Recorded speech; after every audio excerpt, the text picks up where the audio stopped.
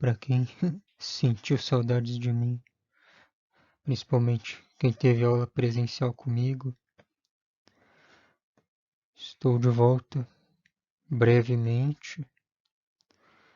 Então, uma das disciplinas que eu estava ministrando foi psicofarmacologia, e até alguns vídeos no canal que vocês podem ver, no público em geral, e quem teve aula comigo assistir de novo, matar a saudade, se é que ficaram algumas.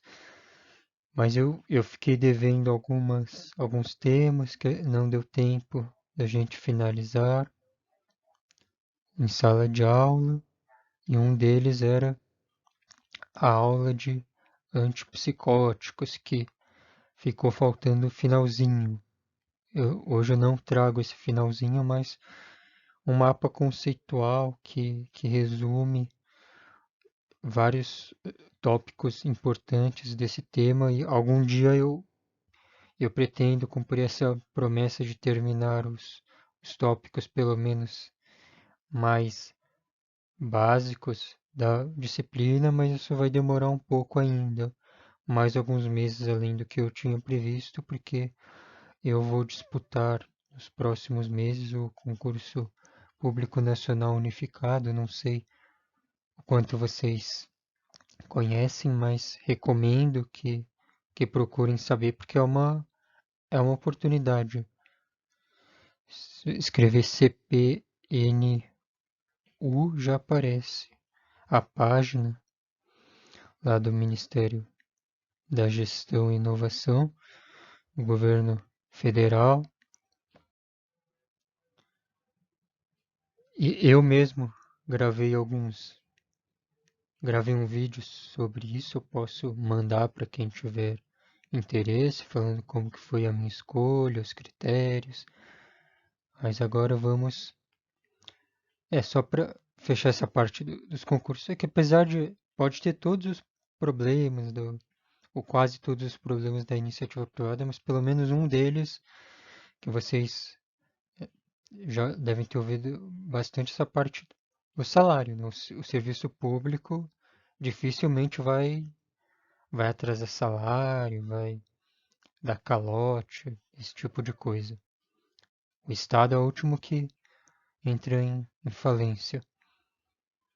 Então essa é uma vantagem. Pode ter todos os problemas, mas pelo menos você vai receber o seu salário, que pode não ser muito, mas você continua estudando e aí vai conquistando um pouco mais de espaço. Claro que alguns ficam marcados, algumas cartas ficam marcadas só para quem é amigo, né, tem isso também do serviço público, de indicação e tal, mas pelo menos uma aqui você consegue, né, de subir um pouquinho, pelo menos.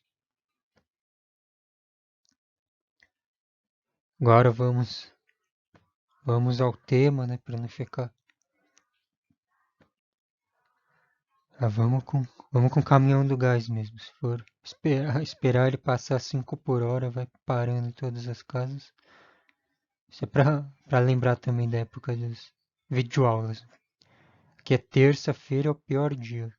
Passa de 2 em 2 minutos avião, tá chovendo, para variar, né?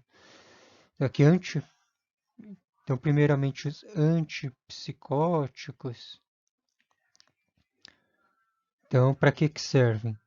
Para o tratamento de psicoses, mas às vezes eles são receitados também para outras finalidades. Mas a primária é a função, a atividade fim dos antipsicóticos é tratar as psicoses. E o que caracteriza as psicoses é essa sintomática dentre as diversas coisas que acontecem, uma delas é que o paciente parece estar em uma outra realidade. E aqui um aspecto importante, que essa outra realidade, esse mundo paralelo que os pacientes apresentam, você não pode falar que é mentira, eu não estou vendo essas coisas, então ele está mentindo. você não sabe o que se passa no cérebro da pessoa, então é complicado ter esse tipo de julgamento diante de psicopatologias. Agora, um próximo tópico aqui em relação às psicoses é que elas podem ter vários exemplos. Um dos mais famosos é a esquizofrenia. Então, nós falamos um pouco em sala de aula sobre esquizofrenia. Eu até mostrei o exemplo lá dos meus primos. Então, esquizofrenia possui diversas causas, né? Não é só genética, só ambiente, é um pouco de cada, como nós conversamos. E a esquizofrenia, ela pode começar em diferentes momentos da vida, mas o mais comum é que os primeiros sintomas, os delírios, as alucinações, entre outros, começam na adolescência e tendem a persistir pro resto da vida, infelizmente. Agora o próximo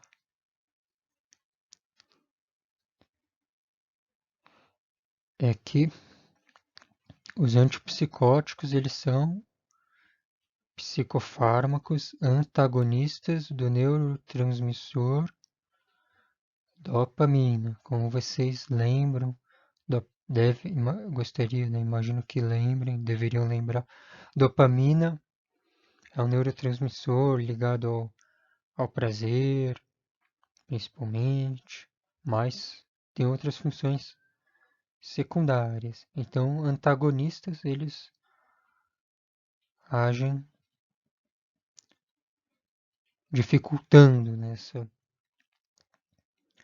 a atuação da dopamina que é excessiva, né, nesses casos de psicoses, pacientes com psicoses.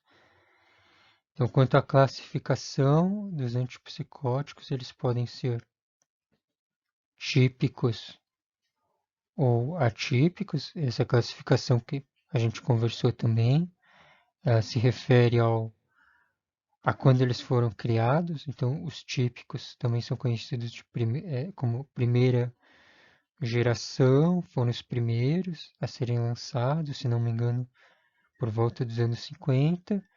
E algumas décadas depois surgiram os atípicos, que têm um diferencial em efeitos colaterais. Então, os típicos, vocês devem lembrar, a gente falava eu mencionei aqueles efeitos extrapiramidais, principalmente aquele parkinsonismo, então a pessoa fica com umas tremedeiras, né? No caso dos antipsicóticos típicos de primeira geração, isso até afetava a aderência ao tratamento. A pessoa começava a sentir essas coisas diferentes e parava de tomar.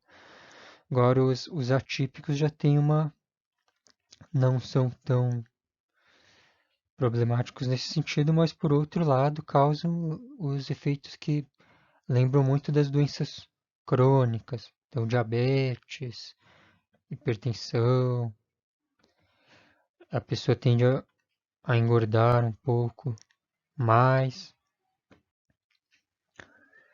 Então é aquela dosagem, né? Pensar no qual que é o menos pior e aí fazer a escolha com base na orientação médica.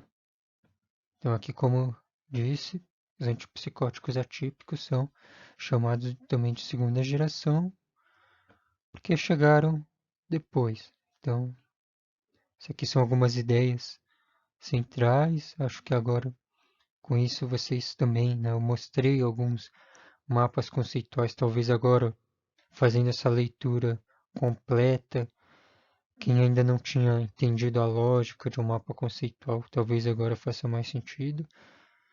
E é um recurso de estudo interessante.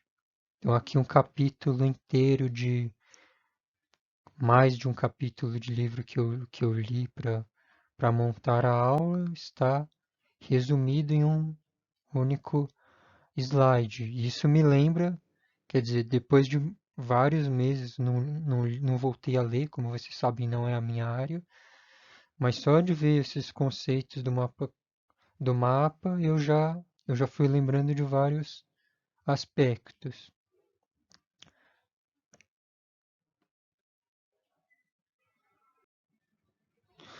Então eu fico por aqui, deixo meu contato para quem ainda não tem. Espero poder ver vocês, né, quem eu conheci presencialmente no momento futuro, mas no momento eu ainda não sei, né, se a gente está num cenário muito imprevisível, não tem muitas informações, mas espero rever vocês em breve. Obrigado.